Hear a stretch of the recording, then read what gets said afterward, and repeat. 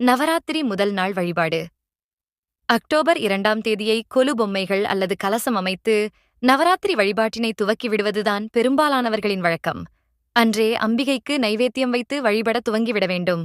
October 3ஆம் தேதி நவராத்திரியின் முதல் நாளில் அம்பிகையை சைலபுத்திரியாக வழிபட வேண்டும். 9 படிகளில் கொலு வைக்கும் முறை. முதல் படி, ஓரறிவு உயிர்ப் பொருட்களை உணர்த்தும் புல், செடி, கொடி போன்ற தாவர பொம்மைகள் இருத்தல் வேண்டும். 2ஆம் படி, 2 அறிவு கொண்ட நத்தை, சங்கு போன்ற பொம்மைகள் இருத்தல் வேண்டும்.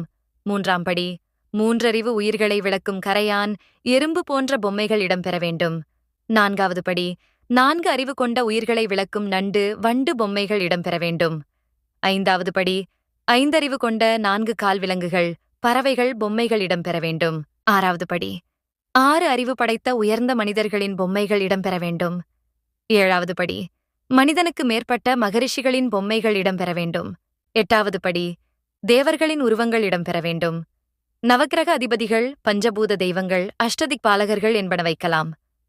9ஆவது படி, பிரம்மா, விஷ்ணு, சிவன் என்னும் மும்மூர்த்திகள், அவர் தம் தேவியர்களான சரஸ்வதி, லட்சுமி, பார்வதி ஆகியோருடன் இருக்க வேண்டும்.